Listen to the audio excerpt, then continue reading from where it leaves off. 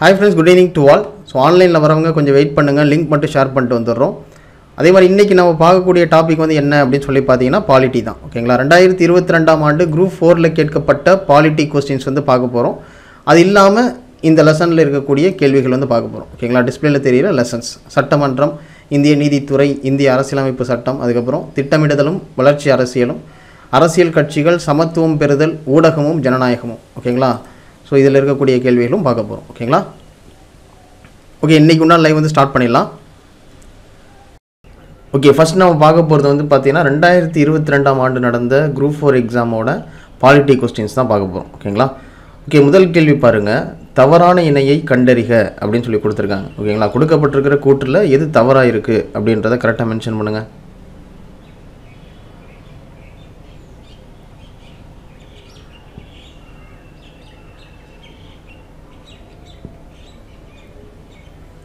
Okay, answer வந்து பார்த்தீங்கன்னா option C.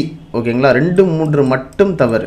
அதாவது ஈரவை சட்டமன்றம் அப்படின்றது ஒரு மாநிலத்தில் வந்து பார்த்தீங்கன்னா சட்டமன்ற மேலவை, சட்டமன்ற கீழவை, இந்த 2 அவைகளும் இருக்கக்கூடிய மாநிலங்களில் வந்து பார்த்தீங்கன்னா ஈரவை சட்டமன்றம் அப்படின்னு சொல்லுவாங்க. ஓகேங்களா? ஒரு சில மாநிலங்களில் மட்டும்தான் ஈரவை சட்டமன்றம் வந்து இருக்குது. ஸோ உதாரணத்துக்கு வந்து பார்த்தீங்கன்னா பீகார், கர்நாடகா, மகாராஷ்டிரா, உத்தரப்பிரதேசம், ஆந்திர பிரதேசம், தெலுங்கானா, ஸோ இந்த மாநிலங்கள்லாம் வந்து பார்த்தீங்கன்னா ஈரவை சட்டமன்றம் வந்து இருக்குது. ஸோ நம்ம தமிழ்நாட்டிலையும் ஈரவை சட்டமன்றம் வந்து இருந்தது. ஸோ 1986 வந்து பார்த்திங்கன்னா நம்ம தமிழ்நாட்டில் சட்டமன்ற மேலவையை வந்து நீக்கிட்டாங்க. ஓகேங்களா? ஸோ நம்ம தமிழ்நாட்டில் இப்போ வந்து பார்த்திங்கன்னா ஓரவை சட்டமன்றம் தான் இருக்குது. ஓகேங்களா? ஸோ இந்த கேள்வியை பொறுத்த வரையும் மகாராஷ்டிரா அப்படின்றது வந்து பார்த்திங்கன்னா ஈரவை சட்டமன்றம் தான். ஓகேங்களா? அதே மாதிரி தெலுங்கானா அப்படின்றதும் வந்து பார்த்திங்கன்னா ஈரவை சட்டமன்றம் தான். பீகாரும் ஈரவை சட்டமன்றம் தான். ஆந்திராவும் ஈரவை சட்டமன்றம் தான். ஸோ இங்கே தெலுங்கானா வந்து பார்த்தீங்கன்னா ஓரவை சட்டமன்றம் அப்படின்னு சொல்லி கொடுத்துருக்காங்க. அதனால் இது வந்து பார்த்தீங்கன்னா தவறு. அதே மாதிரி பீகார் அப்படின்றது ஓரவை சட்டமன்றம் அப்படின்னு சொல்லியிருக்காங்க. அதனால் இது வந்து தவறு. ஓகேங்களா? ஸோ ஆன்சர் வந்து பார்த்தீங்கன்னா ஆப்ஷன் சி, 2, 3 மட்டும் தவறு. சரிங்களா? ஓகே, அடுத்த கேள்வி பாருங்கள். சரியான இணையை தேர்ந்தெடுக்க அப்படின்னு சொல்லி கொடுத்துருக்காங்க. 3 கூற்று வந்து கொடுத்துருக்காங்க. இதில் வந்து எது சரியாக இருக்குது அப்படின்றத கரெக்டாக மென்ஷன் பண்ணுங்கள்.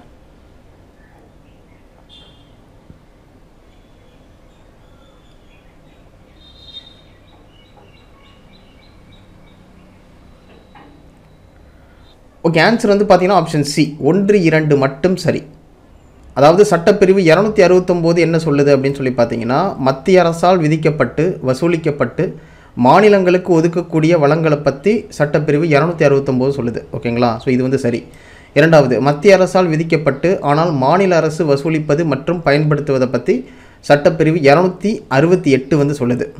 ஸோ மூன்றாவதாக வந்து பார்த்தீங்கன்னா, மத்திய அரசால் விதிக்கப்பட்டு வசூலிக்கப்பட்டு மாநிலங்கள் மற்றும் யூனியன் பிரதேசங்களுக்கு பகிர்ந்தளிக்கக்கூடிய வரிகள் பற்றி எந்த சட்டப்பிரிவு சொல்லுது அப்படின்னு சொல்லி பார்த்தீங்கன்னா சட்டப்பிரிவு 270 வந்து சொல்லுது. ஓகேங்களா? இங்கே சட்டப்பிரிவு 267 இருக்குது. ஸோ அதனால் இது வந்து பார்த்திங்கன்னா தவறு. ஓகேங்களா? மத்திய அரசால் விதிக்கப்பட்டு வசூலிக்கப்பட்டு மாநிலங்கள் மற்றும் யூனியன் பிரதேசங்களுக்கு பகிர்ந்தளிக்கக்கூடிய வரிகளை பற்றி எந்த சட்டப்பிரிவு வந்து சொல்லுது அப்படின்னு சொல்லி பார்த்தீங்கன்னா சட்டப்பிரிவு 270. ஓகேங்களா? ஸோ இங்கே வந்து ஆன்சர் வந்து பார்த்தீங்கன்னா 1, 2 மட்டும்தான் சரி. ஓகே, அடுத்த கேள்வி பாருங்கள். இந்தியாவின் நீதி புனராய்வு பற்றிய கூற்றுகள் வந்து கொடுத்துருக்காங்க. ஓகேங்களா? இதில் வந்து எது சரியானது அப்படின்றத கரெக்டாக மென்ஷன் பண்ணுங்கள்.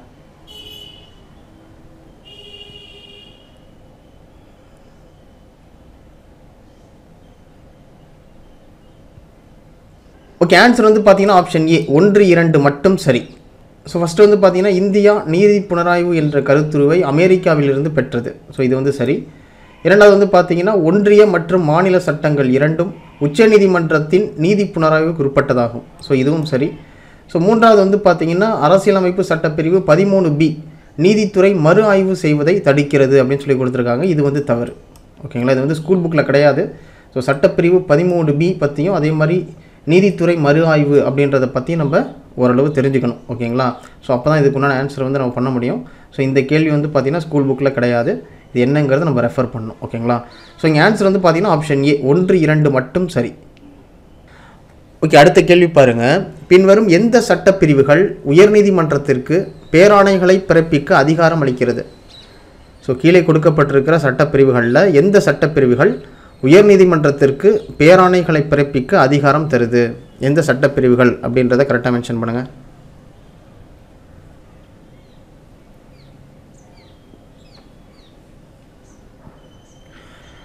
ஓகே, ஆன்சர் வந்து பார்த்தீங்கன்னா ஆப்ஷன் டி, சட்டப்பிரிவு 32 மற்றும் 226. ஓகேங்களா, சட்டப்பிரிவு 32 மற்றும் 226 வந்து பார்த்தீங்கன்னா உயர்நீதிமன்றத்திற்கு பேராணைகளை பிறப்பிக்க அதிகாரம் வழங்குது. சரிங்களா, ஸோ ஆன்சர் வந்து பார்த்தீங்கன்னா ஆப்ஷன் டி. ஓகே, அடுத்த கேள்வி பாருங்கள். ஸோ நிதி ஆயோக் பற்றி கொடுத்துருக்காங்க. ஓகேங்களா, ஸோ நிதி ஆயோக் பற்றிய கூற்றுகளில் எது சரியானது அப்படின்றத கரெக்டாக மென்ஷன் பண்ணுங்கள். 3 ஆப்ஷன் இருக்குது. எது சரியானது அப்படின்றத கரெக்டாக மென்ஷன் பண்ணுங்கள்.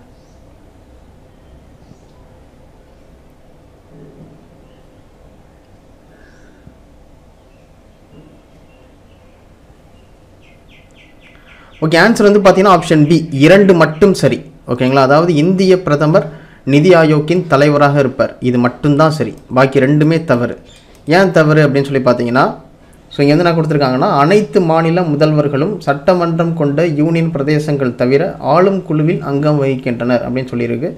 ஸோ இது வந்து பார்த்திங்கன்னா தவறு. ஓகேங்களா, ஸோ இந்தியாவில் உள்ள அனைத்து மாநிலங்கள் முதலமைச்சர் மற்றும் யூனியன் பிரதேசங்களோட லெப்டினன்ட் கவர்னர்களை ஆளும் குழு உள்ளடக்கியது தான் வந்து பார்த்திங்கன்னா சரியானது. ஓகேங்களா, அதே மாதிரி இந்திய நிதியமைச்சர் துணைத் தலைவராக செயல்படுகிறார் அப்படின்றது தவறு. ஓகேங்களா, ஸோ இங்கே வந்து யார் துணைத் தலைவராக இருப்பாங்க அப்படின்னு சொல்லி பார்த்தீங்கன்னா பிரதமரால் நியமிக்கப்பட்டவர் தான் வந்து பார்த்தீங்கன்னா துணைத் தலைவராக இருப்பார். ஓகேங்களா, இங்கே குறிப்பிட்டு இந்திய நிதியமைச்சர் அப்படின்னு சொல்லி கொடுத்துருக்காங்க, இது வந்து தவறு.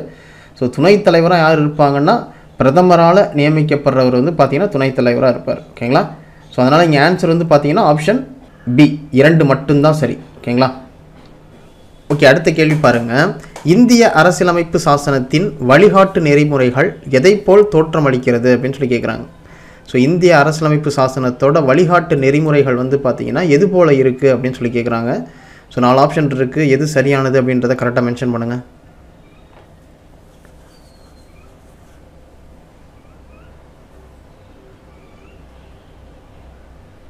ஸோ ஆன்சர் வந்து பார்த்தீங்கன்னா ஆப்ஷன் சி, 1935 அறிவுறுத்தல் செயல் கருவி அப்படின்றத கொண்டு வந்தாங்க. ஸோ அதே மாதிரியே வந்து பார்த்தீங்கன்னா இந்திய அரசியலமைப்பு சாசனத்தின் வழிகாட்டு நெறிமுறைகள் இருக்கிறதா சொல்கிறாங்க. ஓகேங்களா, ஸோ ஆன்சர் வந்து பார்த்தீங்கன்னா ஆப்ஷன் சி. ஓகே, அடுத்த கேள்வி பாருங்கள். முதல் தேசிய கல்விக் கொள்கை எப்போது உருவாக்கப்பட்டது? முதல் தேசிய கல்விக் கொள்கை எப்போ வந்து கொண்டு வந்தாங்க?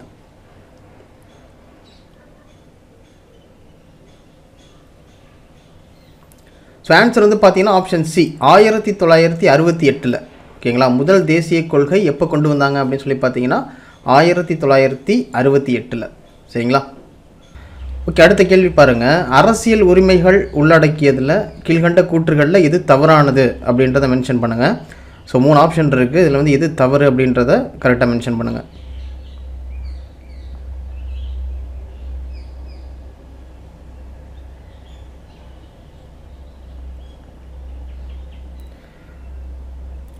ஓகே, ஆன்சர் வந்து பார்த்தீங்கன்னா ஆப்ஷன் டி, 3 மட்டும் தவறு. ஓகேங்களா, அதாவது அரசை விமர்சிக்கக்கூடாது அப்படின்றது மட்டும்தான் தவறு. ஸோ அரசியல் உரிமைகளில் எதெல்லாம் உள்ளடங்கி இருக்குது அப்படின்னு சொல்லி பார்த்தீங்கன்னா வாக்களிக்கும் உரிமை, அரசு பணிகளில் பதவி வகிக்கும் உரிமை, இதெல்லாம் வந்து பார்த்தீங்கன்னா அரசியல் உரிமைகளில் உள்ளடங்கி இருக்குது. ஸோ இதில் இல்லாதது வந்து எதுன்னு சொல்லி பார்த்தீங்கன்னா அரசை விமர்சிக்கக்கூடாது அப்படின்றது தவறு. ஓகேங்களா, ஸோ ஆன்சர் வந்து ஆப்ஷன் டி. ஓகே, அடுத்த கேள்வி பாருங்கள். பட்டியல் 1 பட்டியல் 2 பொறுத்துக அப்படின்னு சொல்லி கொடுத்துருக்காங்க.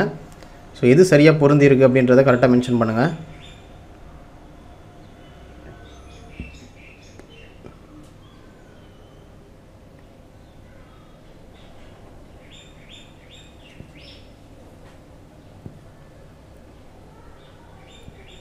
ஸோ ஆன்சர் வந்து பார்த்தீங்கன்னா ஆப்ஷன் ஏ, 4321. ஓகேங்களா, நுகர்வோர் பாதுகாப்பு சட்டம் அப்படின்றத எப்போ கொண்டு வந்தாங்க? 1986 கொண்டு வந்தாங்க.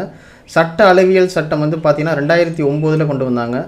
அத்தியாவசிய பொருட்கள் சட்டம் வந்து பார்த்தீங்கன்னா 1955 கொண்டு வந்தாங்க. கள்ள சந்தைப்படுத்துதல் தடுப்பு சட்டம் எப்போ கொண்டு வந்தாங்கன்னா 1980 கொண்டு வந்தாங்க. ஓகேங்களா, ஸோ ஆன்சர் வந்து பார்த்தீங்கன்னா ஆப்ஷன் ஏ, 4321. சரிங்களா, ஓகே, அடுத்த கேள்வி பாருங்கள். கீழ்கண்ட மொழிகளை செம்மொழி தகுதி பெற்ற ஆண்டுகளின் அடிப்படையில் வரிசைப்படுத்துக அப்படின்னு சொல்லி கொடுத்துருக்காங்க. ஓகேங்களா, ஸோ கீழ்கண்ட மொழிகளை செம்மொழி தகுதி பெற்ற ஆண்டுகள் அடிப்படையில் வரிசைப்படுத்தணும். ஸோ எதுங்கிறத கரெக்டாக மென்ஷன் பண்ணுங்கள். 4 ஆப்ஷன் கொடுத்துருக்காங்க.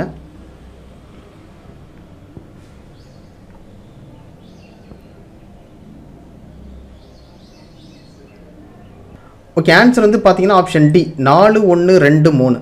ஓகேங்களா, ஸோ தமிழ் மொழிக்கு எப்போ செம்மொழி தகுதி வந்து கொடுத்தாங்க அப்படின்னு சொல்லி பார்த்தீங்கன்னா 2004 வந்து கொடுத்தாங்க.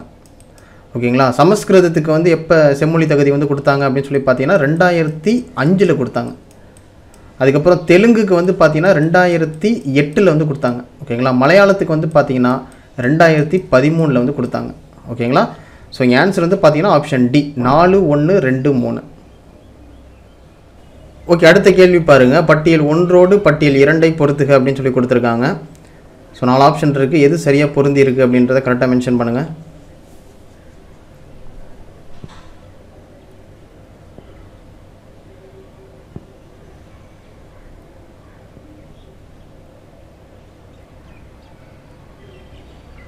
ஓகே, ஆன்சர் வந்து பார்த்தீங்கன்னா ஆப்ஷன் பி 4, 1, 2, 3. ஓகேங்களா. சர்க்காரிய ஆணையம் அப்படின்றது எதோட தொடர்புடையது அப்படின்னு சொல்லி பார்த்தீங்கன்னா மத்திய அரசாங்கம். அதே மாதிரி ராஜமன்னார் குழு அப்படின்றது எதோட தொடர்புடையது அப்படின்னு சொல்லி பார்த்தீங்கன்னா தமிழ்நாடு அரசாங்கம். அதுக்கப்புறம் அனந்த்பூர் சாஹிப் தீர்மானம் அப்படின்றது எதோட தொடர்புடையது அப்படின்னு சொல்லி பார்த்தீங்கன்னா அகாலி தளம். அதுக்கப்புறம் பொம்மை தீர்ப்பு அப்படின்றது எதோட தொடர்புடையது அப்படின்னு சொல்லி பார்த்தீங்கன்னா உச்சநீதிமன்றம். ஓகேங்களா. ஆன்சர் வந்து பார்த்தீங்கன்னா ஆப்ஷன் பி 4, 1, 2, 3. சரிங்களா. ஓகே, அடுத்த கேள்வி பாருங்கள். தவறாக பொருந்தியுள்ளதை கண்டறிக அப்படின்னு சொல்லி கொடுத்துருக்காங்க. 4 ஆப்ஷன் இருக்குது. இதில் வந்து எது தவறு அப்படின்றத கரெக்டாக மென்ஷன் பண்ணுங்கள்.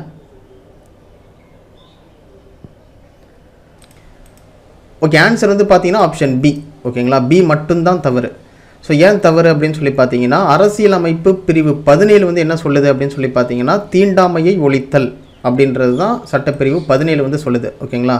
ஸோ பொது வேலைவாய்ப்புகளில் சம வாய்ப்பு அப்படின்றது வந்து பார்த்தீங்கன்னா சட்டப்பிரிவு 16 வந்து சொல்லக்கூடியது. ஓகேங்களா. சட்டப்பிரிவு 16 தான் வந்து பார்த்தீங்கன்னா பொது வேலைவாய்ப்புகளில் சம வாய்ப்பு அப்படின்றத சொல்லக்கூடியது.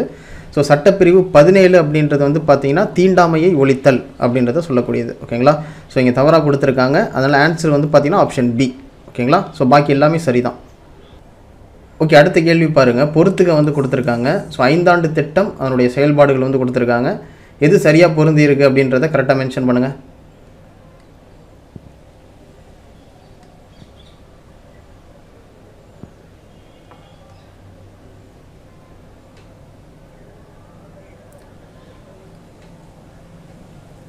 ஓகே, ஆன்சர் வந்து பார்த்தீங்கன்னா ஆப்ஷன் சி 3, 1, 2, 4. ஓகேங்களா. அதாவது முதல் 5 ஆண்டு திட்டம் அப்படின்றது வந்து பார்த்தீங்கன்னா அகதிகள், உணவு பற்றாக்குறை மற்றும் பணவீக்க சிக்கல்கள். ஓகேங்களா. அதுக்கப்புறம் 2வது 5 ஆண்டு திட்டம் வந்து பார்த்தீங்கன்னா பொருளாதார நிலைத்தன்மை. அதுக்கப்புறம் 3வது 5 ஆண்டு திட்டம் வந்து பார்த்தீங்கன்னா நிலைத்தன்மையுடன் கூடிய வளர்ச்சி. அதுக்கப்புறம் 4வது 5 ஆண்டு திட்டம் வந்து பார்த்தீங்கன்னா சுய உருவாக்க பொருளாதாரம். ஓகேங்களா. ஸோ ஆன்சர் வந்து பார்த்தீங்கன்னா ஆப்ஷன் சி. ஓகே, அடுத்த கேள்வி பாருங்கள். 86வது அரசமைப்பு திருத்த சட்டம் 2002 படி 51 AKயில் எந்த அடிப்படை கடமை அறிமுகப்படுத்தப்பட்டுள்ளது? ஸோ எந்த அடிப்படை கடமை அறிமுகப்படுத்தியிருக்காங்க?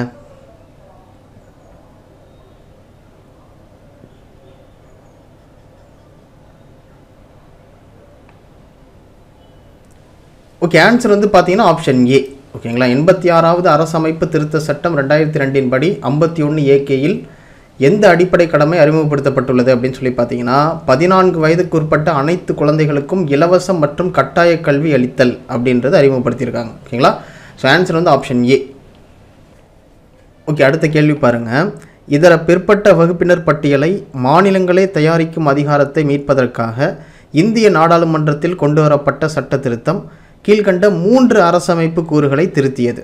ஸோ அது எது அப்படின்றத கரெக்டாக மென்ஷன் பண்ணுங்கள்.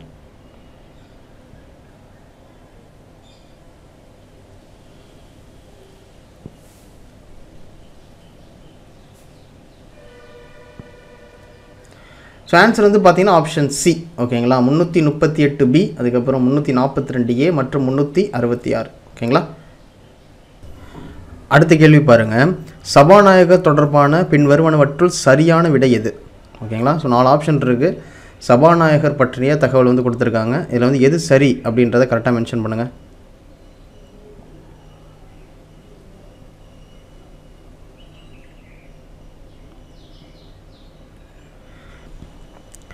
ஓகே, ஆன்சர் வந்து பார்த்தீங்கன்னா ஆப்ஷன் சி 2, 3 மட்டும் சரி. ஓகேங்களா. அதாவது சபாநாயகர் பற்றிய சரியான கூற்று வந்து எது அப்படின்றத பார்க்க போகிறோம். ஸோ 2வது வந்து என்ன கொடுத்துருக்காங்கன்னு சொல்லி பார்த்தீங்கன்னா நிதி முன்வரைவு என்று சான்றளிக்கும் அதிகாரம் பெற்றவர் வந்து பார்த்தீங்கன்னா சபாநாயகர். அதே மாதிரி அரசமைப்பின்படி சபாநாயகர் சிறந்த அந்தஸ்தை பெற்றுள்ளார் அப்படின்றதும் சரிதான். இங்கே இது வந்து ஏன் தவறு அப்படின்னு சொல்லி பார்த்தீங்கன்னா அவை ஒழுங்கு பிரச்சனை குறித்த கேள்விகளுக்கு குடியரசுத் தலைவர் இறுதி முடிவு எடுப்பார் அப்படின்னு சொல்லியிருக்கு. இங்கே குடியரசுத் தலைவர் வராது, சபாநாயகர் தான் வரும். ஓகேங்களா, அவை ஒழுங்கு பிரச்சனை குறித்த கேள்விகளுக்கு சபாநாயகர் வந்து பார்த்தீங்கன்னா இறுதி முடிவு வந்து எடுப்பார். ஓகேங்களா, ஸோ இங்கே ஆன்சர் வந்து பார்த்தீங்கன்னா ஆப்ஷன் சி 2, 3 மட்டும் சரி. சரிங்களா, ஓகே. அடுத்த கேள்வி பாருங்கள். பின் வருவனவற்றுள் மாநிலங்களவை உறுப்பினர் ஆவதற்குரிய தகுதிகளை தேர்வு செய்க அப்படின்னு சொல்லி கொடுத்துருக்காங்க. 3 ஆப்ஷன் இருக்குது. இதில் வந்து எது சரி அப்படின்றத கரெக்டாக மென்ஷன் பண்ணுங்கள்.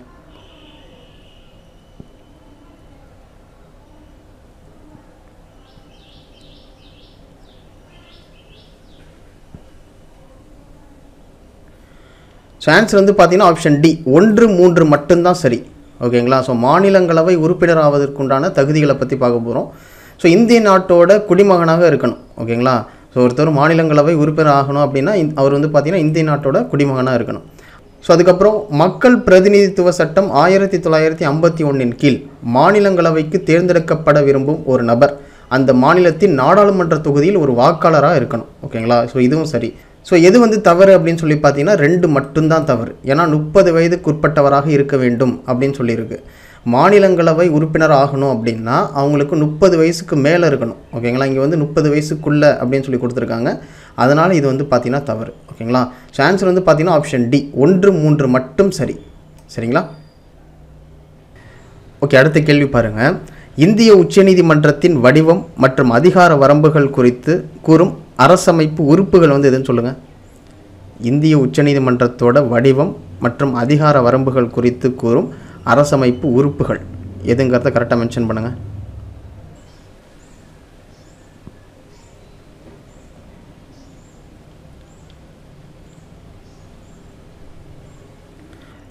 ஸோ ஆன்சர் வந்து பார்த்தீங்கன்னா ஆப்ஷன் சி சட்டப்பிரிவு 124லேருந்து 147 வரையும்.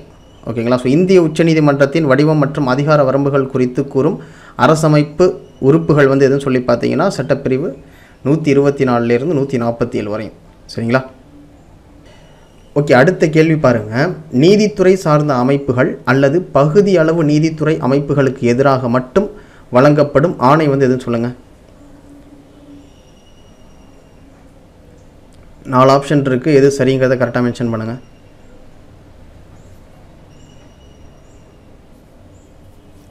ஸோ ஆன்சர் வந்து பார்த்தீங்கன்னா ஆப்ஷன் சி தடை நீதி பேராணை. ஓகேங்களா, நீதித்துறை சார்ந்த அமைப்புகள் அல்லது பகுதி அளவு நீதித்துறை அமைப்புகளுக்கு எதிராக மட்டும் வழங்கப்படும் ஆணை வந்து எது சொல்லி பார்த்தீங்கன்னா தடை நீதி பேராணை. சரிங்களா, ஓகே. அடுத்த கேள்வி பாருங்கள். அடிப்படை கடமைகள் எத்தனையாவது திருத்தத்தின் வாயிலாக அரசியலமைப்பில் சேர்க்கப்பட்டுள்ளன? அதாவது அடிப்படை கடமைகளை எத்தனாவது திருத்தத்தின்படி அரசியலமைப்பில் சேர்த்துருக்காங்க, எத்தனாவது திருத்தம் அப்படின்றத கரெக்டாக மென்ஷன் பண்ணுங்கள்.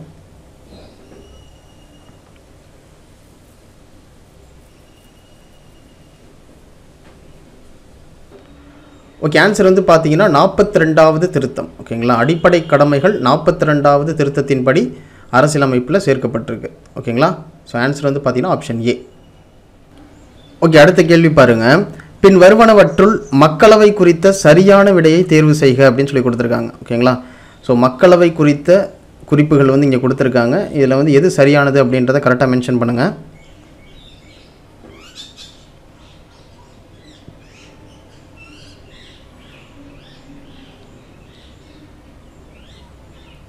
ஓகே, ஆன்சர் வந்து பார்த்தீங்கன்னா ஆப்ஷன் பி 1, 2 மட்டும் சரி. ஓகேங்களா, ஸோ மக்களவை சம்மந்தமான கூற்று வந்து கொடுத்துருக்காங்க. அதில் வந்து பார்த்தீங்கன்னா 1, 2 மட்டும்தான் சரி, 3 வந்து பார்த்தீங்கன்னா தவறு. ஓகேங்களா, ஃபஸ்ட்டு வந்து என்ன கொடுத்துருக்காங்க, மக்களவையில் 2 ஆங்கிலோ இந்தியன் பிரிவினரை வந்து பார்த்தீங்கன்னா குடியரசுத் தலைவர் வந்து நியமனம் செய்வார். ஓகேங்களா, ஸோ இது வந்து சரிதான். 2வது வந்து குடியரசுத் தலைவர் மக்களவையை கலைக்கும் அதிகாரம் பெற்றுள்ளார். ஸோ இதுவும் சரிதான். ஸோ 3வது வந்து பாருங்கள், மக்களவையின் மொத்த உறுப்பினர்களோட எண்ணிக்கை வந்து பார்த்தீங்கன்னா 545 பேர் வரை இருக்கணும். ஓகேங்களா, ஸோ இங்கே வந்து 543ன்னு கொடுத்துருக்காங்க. அதனால் இது வந்து தவறு. ஸோ மக்களவையோட மொத்த உறுப்பினர்களோட எண்ணிக்கை வந்து பார்த்தீங்கன்னா 545. 543 அப்படின்றது மக்களால் தேர்ந்தெடுக்கப்பட்ட பிரதிநிதிகளோட எண்ணிக்கை தான் வந்து பார்த்தீங்கன்னா 543.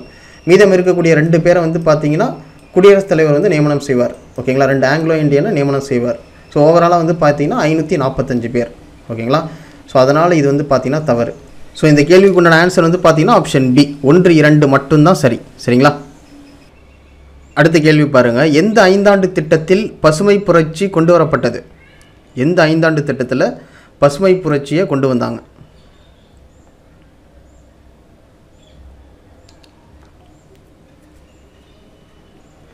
ஸோ ஆன்சர் வந்து பார்த்தீங்கன்னா ஆப்ஷன் ஏ, 4வது ஐந்தாண்டு திட்டம். ஓகேங்களா, 4வது ஐந்தாண்டு திட்டத்தில் தான் பசுமை புரட்சி அப்படின்றத கொண்டு வந்தாங்க. ஓகேங்களா.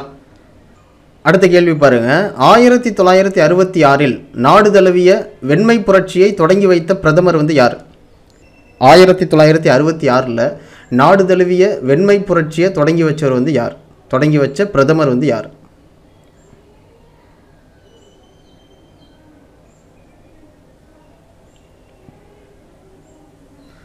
ஸோ ஆன்சர் வந்து பார்த்தீங்கன்னா ஆப்ஷன் சி, லால் பகதூர் சாஸ்திரி. சரிங்களா. ஸோ அடுத்த கேள்வி பாருங்கள். இந்தியா எந்த ஆண்டு மக்களாட்சி நாடானது? ஸோ நம்ம இந்தியா எந்த ஆண்டு மக்களாட்சி நாடானது?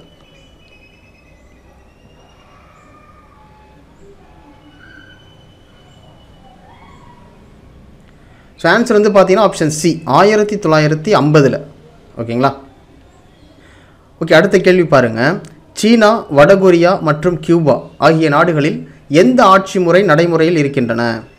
அதாவது சீனா, வடகொரியா, கியூபா ஆகிய நாடுகளில் எந்த ஆட்சி முறை நடைமுறையில் இருக்குது?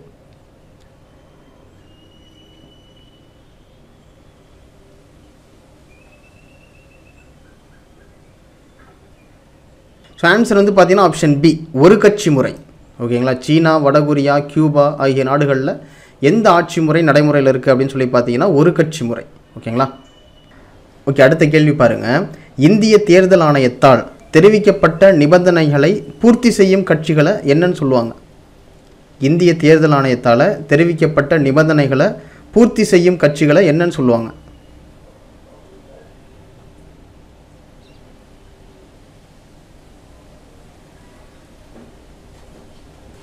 ஆன்சர் வந்து பார்த்தீங்கன்னா ஆப்ஷன் பி, அங்கீகரிக்கப்பட்ட கட்சிகள் அப்படின்னு சொல்லுவாங்க. இந்திய தேர்தல் ஆணையத்தால் தெரிவிக்கப்பட்ட நிபந்தனைகளை பூர்த்தி செய்யும் கட்சிகளை வந்து என்னன்னு சொல்லுவாங்க? அங்கீகரிக்கப்பட்ட கட்சிகள் அப்படின்னு சொல்லுவாங்க. சரிங்களா. அடுத்த கேள்வி பாருங்க. எதிர்க்கட்சி தலைவர் எந்த அந்தஸ்தை கொண்டிருப்பார்? ஸோ எதிர்க்கட்சி தலைவர் எந்த அந்தஸ்தை கொண்டிருப்பார்?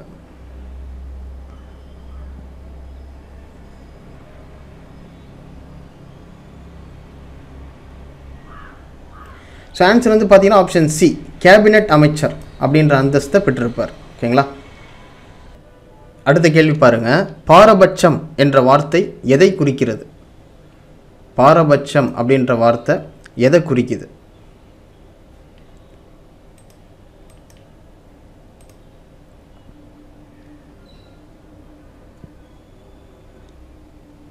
ஸோ ஆன்சர் வந்து பார்த்தீங்கன்னா ஆப்ஷன் ஏ, முன்முடிவு அப்படின்றத குறிக்குது. ஓகேங்களா. பாரபட்சம் அப்படின்ற வார்த்தை எதை குறிக்குது அப்படின்னு சொல்லி பார்த்தீங்கன்னா முன்முடிவு. சரிங்களா. அடுத்த கேள்வி பாருங்கள். அகில இந்திய வானொலி எந்த ஆண்டு ஆரம்பிக்கப்பட்டது? ஸோ அகில இந்திய வானொலி எந்த ஆண்டு ஆரம்பிக்கப்பட்டிருக்கு? எந்த ஆண்டு அப்படின்றத கரெக்டாக மென்ஷன் பண்ணுங்கள்.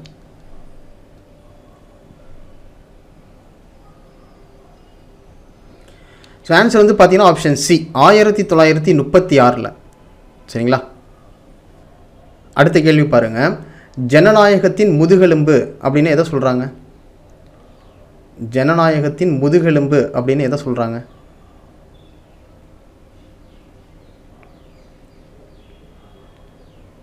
ஸோ ஜனநாயகத்தின் முதுகெலும்பு அப்படின்னு எதை சொல்கிறாங்கன்னா ஊடகம். ஓகேங்களா. ஸோ ஆன்சர் வந்து பார்த்தீங்கன்னா ஆப்ஷன் பி, ஊடகம். ஓகே ஃப்ரெண்ட்ஸ், இதோட இன்றைக்கு உண்டான லைவ் வந்து பார்த்தீங்கன்னா கம்ப்ளீட் ஆகுது. ஸோ அதுக்கப்புறம் அடுத்த வாரத்துக்குண்டான போர்ஷன் என்ன அப்படின்றத நம்மளுடைய வாட்ஸ்அப் குரூப்பில் நான் ஷேர் பண்ணுவேன். ஸோ அதை ஃபாலோ பண்ணிக்கோங்க. ஸோ அடுத்த டெஸ்ட் வந்து என்றைக்கு நடக்கும் அப்படின்னு சொல்லி பார்த்தீங்கன்னா மார்ச் 25. ஓகேங்களா. மார்ச் 25 ஈவினிங் 9 மணி போல் அடுத்த டெஸ்ட் வந்து நம்ம கண்டக்ட் பண்ணுவோம். ஸோ அதை ஃபாலோ பண்ணிக்கோங்க. ஓகேங்களா. ஓகே ஃப்ரெண்ட்ஸ், இதோட இன்றைக்கு உண்டான லைவ் வந்து க்ளோஸ் பண்ணிக்கலாம். Okay, thank you. துருவம் அகாடமியிலிருந்து கார்த்திக்.